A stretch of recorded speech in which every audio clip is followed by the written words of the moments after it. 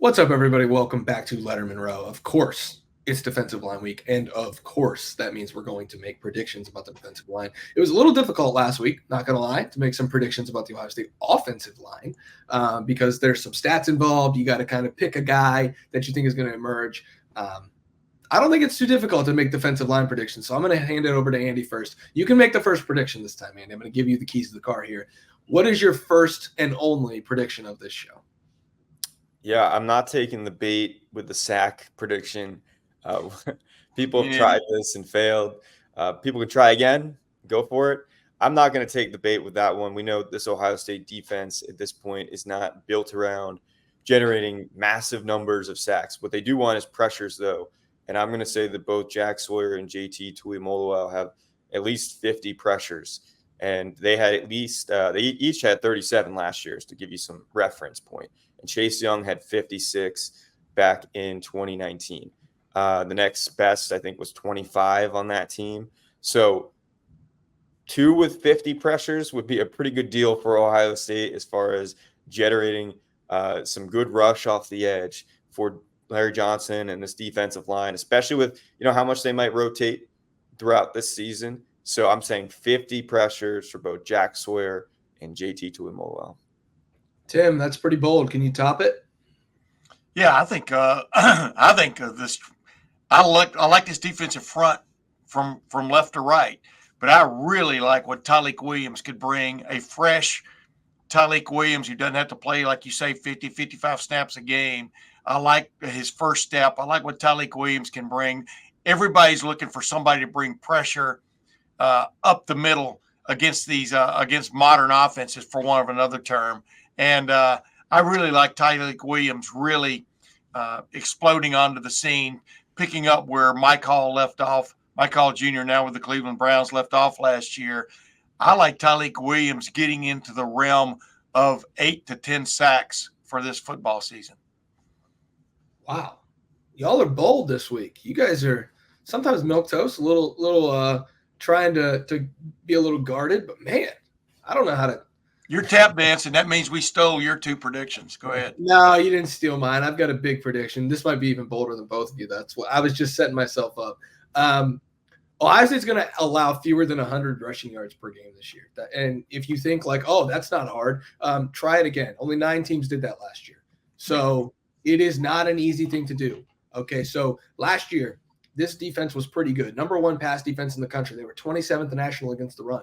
They were 27th nationally against the run, while giving up 156 rushing yards to Michigan, 176 to Notre Dame, and 232 to Rutgers. I know 41 of that came on that fumble-rooski BS trick play that kind of just got the Buckeyes in, and almost was a tackle for a loss if Cody Simon had something to say about it. But let me tell you something, guys. Let me tell you something. These defensive tackles are run stoppers. Tyleik Williams is getting better at run stopping. I was very critical of him a couple years ago. He's gotten better against the run. Ty Hamilton is a good run stopper. That's why he's been on the field for 3 years now. I think Jason Moore can be a gap eater. Caden McDonald, same way, a gap eater. Hero Kanu showed it last year. He can be pretty stout against the run. The athleticism of the defensive ends to fold those guys into those tackles, I think, is key. And then you're getting more athletic at linebacker. Tommy Eichenberg and Steel Chambers were pretty athletic at linebacker. We'll get into linebackers next week, but it all starts with the defensive line, but it kind of goes hand in hand with these linebackers. Like, you have to be athletic enough to stop these guys at the line of scrimmage. And I think some of the teams that they play, that they'll hold them under, I really do think that this team can be one of the 9 or 10 every year that hold their opponents under 100 rushing yards. And if you're doing that with the pass defense that you've got behind you, like, I don't know where you poke and prod this defense at that point, because if the defensive team is that good, man, it's going to be good. Go ahead, Tim. Yeah, I mean, you're knowing this without saying it. You know what helps your run defense is when you take the lead offensively. This is going to be a more efficient offense. I truly believe that, just based on what I've seen. And when you put teams in predicaments of having to basically throw the ball more than they want to, it's definitely going to help your run defense. I agree with that. And then that's when this defensive front's really going to, I think, come to the fore of what it's built for. I mean, it has got some really good quick twitch, fast twitch dudes from a pass rush defense now that they can throw out there in waves. And I see where you're coming from there, Spence. Hey, and Andy, how about we just split this prediction? Because if Ohio State is not giving up plays, run plays very much, and they're keeping teams into third and long, guess what comes there? Pressures. So, yeah.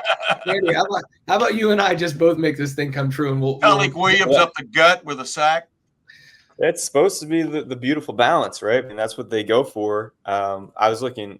Looks like the last time, Spencer, they achieved this feat you're talking about was 2020. Of course, that was a shortened season because of COVID, but I think they only gave up around 98 rushing yards per game that year, 6th in the country in rushing defense. So it's been done before, somewhat recently, not in the last 3 years, but it's doable. I mean, it's crazy to think how much better this Ohio State defense can really get from last year, where they gave up around 10 points per game, 11.2 points per game. Now we're talking about an offense that is supposed to be significantly better.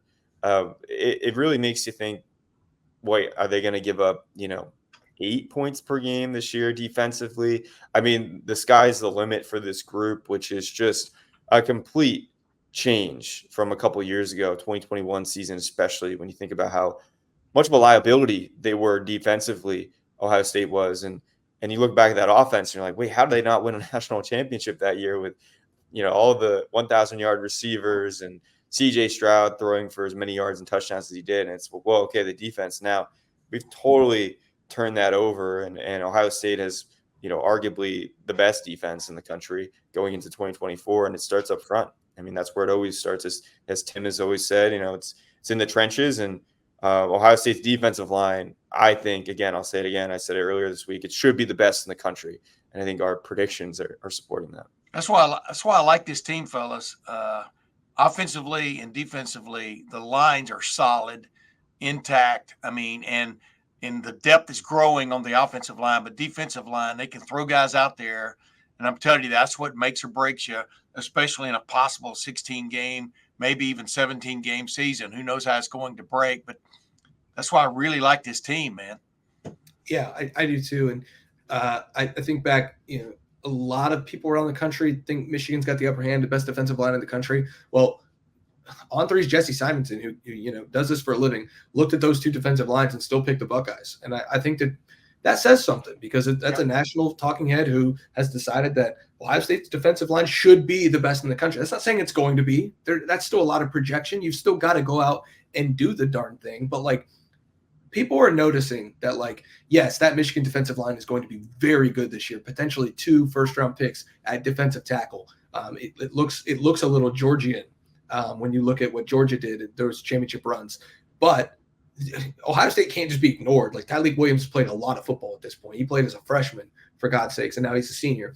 Ty Hamilton, again, 3 or 4 year contributor. Then JT and Jack, JT was on campus for 19 days and then played against Minnesota in 2021. Jack Sawyer played a lot of football.